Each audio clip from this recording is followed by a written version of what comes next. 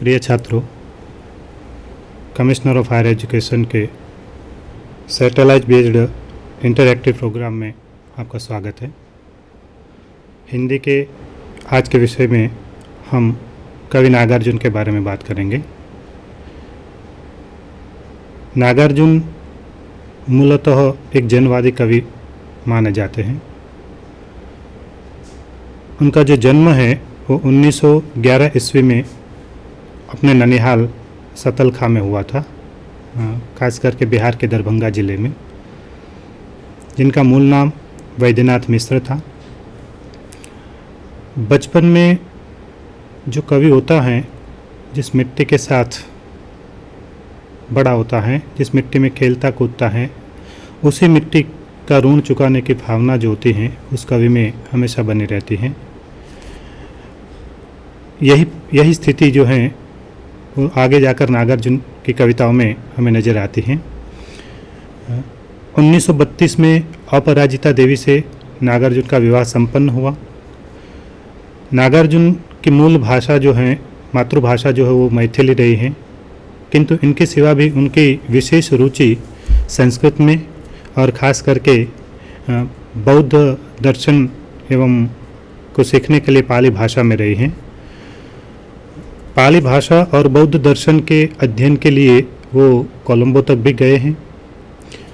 पंडित सीताराम झा की कृपा से वो साहित्य में जुड़े हैं, साहित्य कर्म में जुड़े हैं।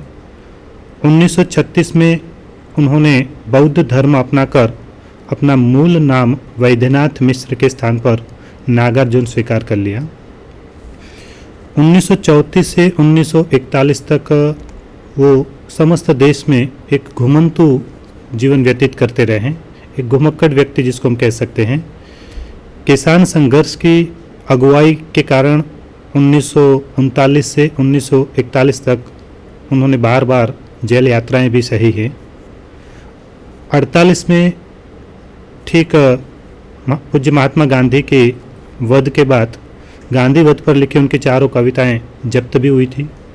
1974 में जयप्रकाश आंदोलन में सक्रिय भाग लेने के कारण 1975 में पुनः उनको जेल यात्रा भोगनी पड़ी थी। संस्कृत में कहते हैं कि साहित्याचार्य की उपाधि भी नागार्जुन को दी गई थी और उनकी काव्य रचना का आरंभ संस्कृत भाषा के माध्यम से हुआ है। 1930 में उनकी पहली रचना प्रकाशित हुई थी। संस्कृत में गद्य और पद्य दोनों प्रकार की उनकी रचनाएं मिलती हैं। 1935-36 में मासिक पत्रिका दीपक का संपादन कार्य उन्होंने अपने मूल नाम वैद्यनाथ मिश्र के नाम से किया था। उनका सर्वप्रथम प्रकाशित काव्य संग्रह चित्रा जो है वो मूलतः अपनी मातृभाषा मैथिली में ही प्रकाशित हुआ था और उसमें 28 कविताएं संकलित हैं। 1949 में इलाहाबाद से वो प्रकाशित हुआ था और इसे मैथिली काव्य रचना का विशिष्ट संकलन माना जाता है। 1941 में फिर मैथिली में बुड़वर और विलाप करके उनके और संकलन निकले हैं। हिंदी में उनकी जो पहली रचना है वो 1935 में हे राम नाम से छपी है और वो लाहौर के प्रकाशित हो रहे साप्ताहिक विश्वबंधु से वो प्रकाशित भी हुई थी। हिंदी में रचित उनका पहला काव्य संग्रह जो है वो युगधारा 1935 में इलाहाबाद से प्रकाशित हुआ था। नागार्जुन मूलतः मैंने शुरुआत में आप लोगों से बताया कि एक जन कवि हैं और जन कवि जो होता है, जनवादी रचनाकार जो होता है, वो एक ऐसा नाम है जो गरीब, शोषित और मजदूर की प्रत्येक गतिविधि, संघर्ष और परिश्रम को खुली आंखों से संजोता है। यानी कि उनके दिमाग में हमेशा हम जिसको सर्वहारा वर्ग कहते हैं उस वर्ग की चिंताएं बनी हुई होती हैं। समाज का एक सजग चेता और प्रहरी भी होता है। बाल्यावस्था की जो मिट्टी है उस मिट्टी का ऋण चुकाने की जो उसकी भावना है वो हमेशा बनी रहती है और अपने साहित्य के माध्यम से, चाहे वो काव्य हो चाहे गद्य हो, इसी माध्यम से वो हमेशा अपने बाल्यावस्था की मिट्टी का ऋण चुकाने के तत्पर रहता है।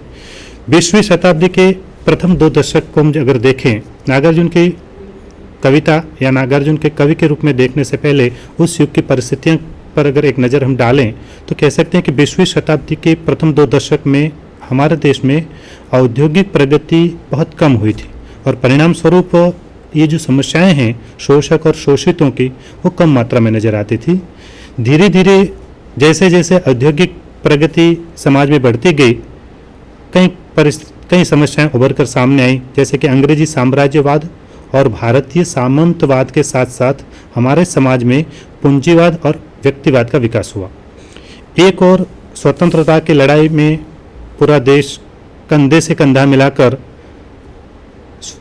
इस लड़ाई को भारत को स्वतंत्र कराने के लिए लड़ रहा था, तो दूसरी ओर एक और आंदोलन धीरे धीरे पनप रहा था और वो था पूंजीपतियों के खिलाफ, मिल मालिकों के खिलाफ मजदूरों का शोषण के प्रति आवाज़ उठाना। वो धीरे धीरे मजदूर जो हैं एक होकर अपने एक नया आंदोलन शुरू कर रहे थे।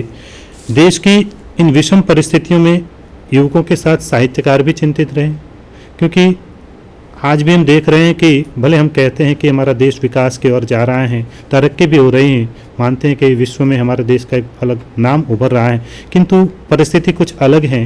जिस प्रकार से निम्न जो वर्ग हैं, मजदूर वर्ग हैं, सर्वहारा वर्ग हैं, वो आज भी पीड़ित हैं और ये सारी बातें नागार्जुन की कविता में आगे देखेंगे।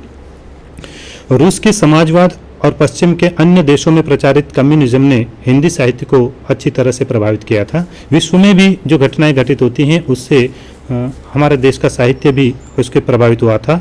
1935 में एम फास्टर के सभापतित्व में पेरिस में एक प्रोग्रेसिव राइटर एसोसिएशन यानी कि प्रगतिशील लेखक संघ नाम की एक अंतर्राष्ट्रीय संस्था का प्रथम अधिवेशन हुआ। ठीक उसी समय एक साल बाद 1936 में कहते हैं कि सज्जाद जहीर और मुल्कराज आनंद के प्रयत्नों से प्रेमचंद की अध्यक्षता में प्रगतिशील लेखक संघ की एक शाखा खुली और उसी साल 1936 में उनका पहला अधिवेशन भी मिला। साहित्यकारों का यह प्रगतिशील संघ जो है वो देश की चेतना और क्रांति में स्वर फूंकने का उन्होंने काम किया और इसमें सहायता मिली हंस और नया साहित्य नामक पत्रिकाओं की। इन दोनों पत्रिकाओं ने इस प्रगतिशील लेखक संघ का जो आंदोलन था उसको आगे बढ़ाने का काम किया।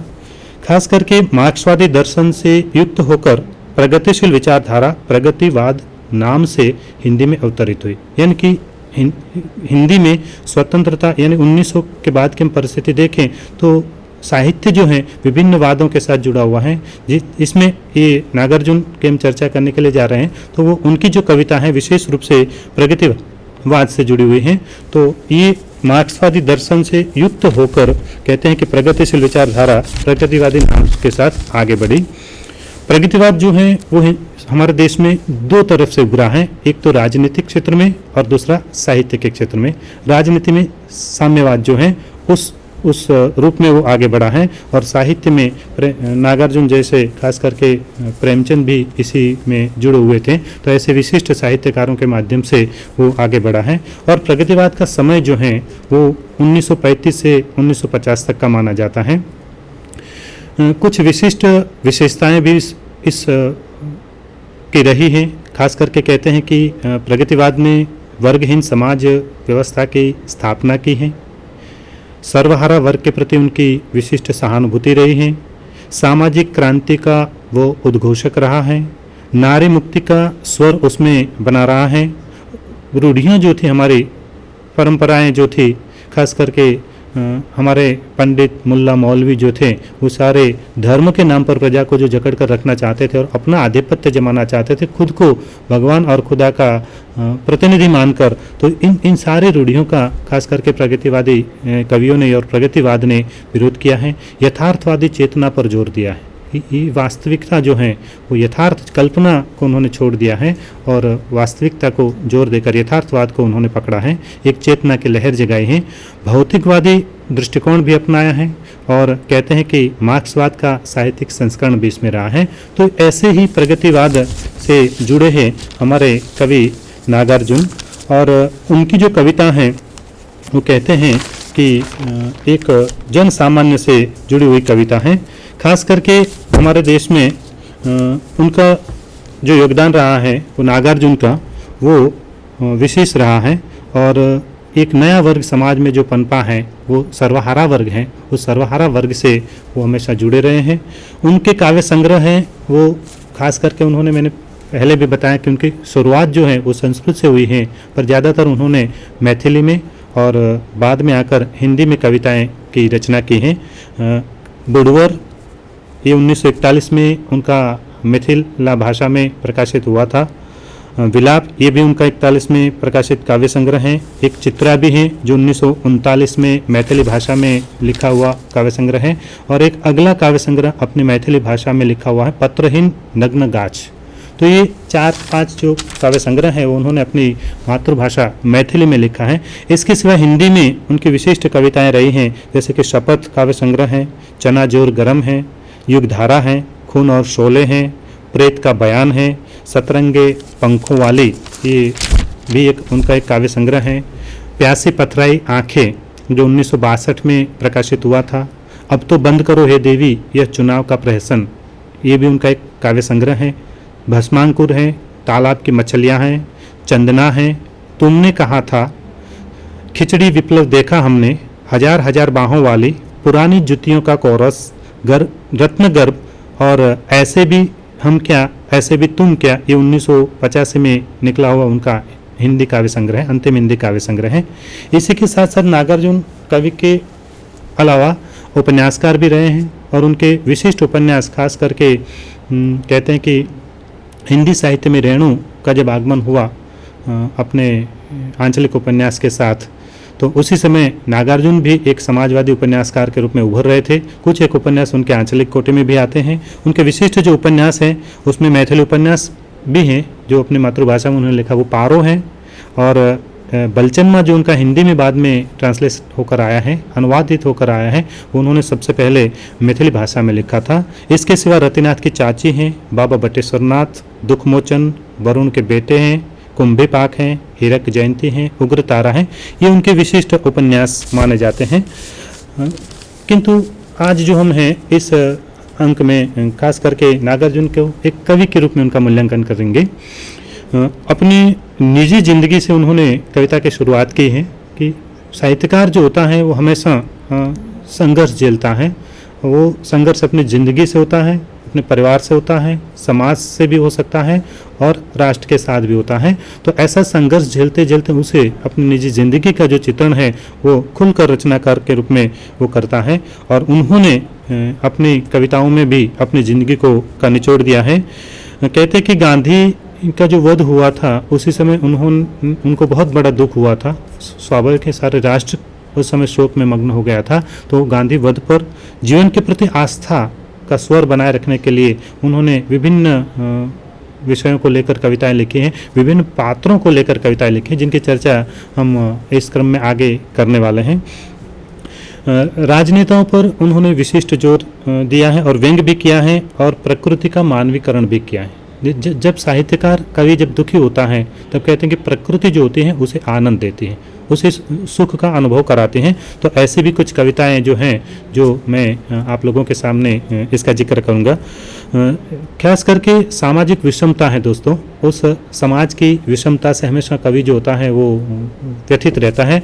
और इस नागार्जुन को हम जन कवि के रूप में जब मूल्यांकन कर रहे हैं तब समाज की जो दयनीयता है, समाज की आर्थिक विपन्नता है, समाज में जो वर्ग विग्रह हैं उनको लेकर वो बड़े चिंतित होते हैं और उन्होंने इसी सामाजिक विषमता को अपनी कविता में उभारा है।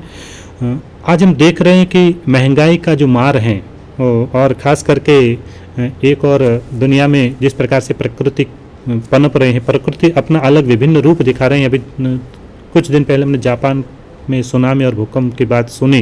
दूसरी ओर हमारे देश की बात करें तो महंगाई का जो मार है वो जिस प्रकार से प्रजा ढो रही है और शासक जो है वो शांति से सो रहे हैं, इसको भी नागार्जुन ने अपनी कविताओं के माध्यम से उठाने का प्रयास किया है। शोषित और उपेक्षित जनता के प्रति उनकी विशिष्ट सहानुभूति रही है और इसका चित्रण भी उनकी कविताओं में हमें नज़र आता है। आर्थिक विपन्नता, हम देखते हैं कि एक और हमारे देश में एक वर्ग, बहुत बड़ा वर्ग जो निचले तबके में है अपने अपने अपने आर्थिक दृष्टि से अपने स्तर से नीचे गिरता जा रहा है, तो कुछ एक वर्ग ऊपर भी उठता जा रहा है। और जो ऊपर उठ रहा है उस वर्ग की ओर हमारा विशेष ध्यान जाता है। लेकिन आर्थिक दृष्टि से विपन्न जो लोग हैं, जैसे कि एक बहुत अच्छी कविता उनकी है, प्लेट खाली हैं, कहते हैं कि काम नहीं मिल रहा है व्यक्ति को, उनके मकान भरे हुए हैं, दुकानें भरी हुई हैं, परंतु व्यक्ति की जो थाली है वो थाली खाली पड़ी हुई है। ये बहुत अच्छा व्यंग्य की कविता है जिसका जिक्र मैं आप लोगों के सामने आगे करूंगा। तो उन्होंने इस शोषित और उपेक्षित के प्रति सहानुभूति और आर्थिक विपन्नता का चित्रण भी अपनी कविताओं में किया है। सामाजिक यथार्थ जो हैं, भले हम स्वीकार करें या न करें, पर इस सामाजिक यथार्थ को उन्होंने उनके ऊपर भी व्यंग्य किया है। उनकी कविता में कहते हैं कि एक क्रांति का स्वर नजर आता है कि अगर इसको मिटाना है, इससे ऊपर उठना है, तो क्रांति की मशाल। उन्होंने प्रेमचंद का जिक्र देते हुए बड़ी अच्छी कविता लिखी है। सहानुभूति के रूप में उन्होंने श्रद्धांजलि के रूप में कहा है कि आपने जो मशाल जलाई थी, क्रांति की जो मशाल जलाई थी, उस मशाल को हम आगे बढ़ा रहे हैं। यानी कि आज के साहित्यकार, बाद के साहित्यकार जो हैं वो आगे बढ़ा रहे हैं। तो क्रांति भी जरूरी है समाज में, और विद्रोह भी होना चाहिए कुछ हद तक। तो इनका स्वर भी उनकी कविताओं में नजर आता है। एक कहते हैं कि कवि की दरिद्रता जो होती है, कवि जिस प्रकार से दरिद्र होता है, उसको भी उन्होंने अपनी कविता में इस विषय को भी लिया है।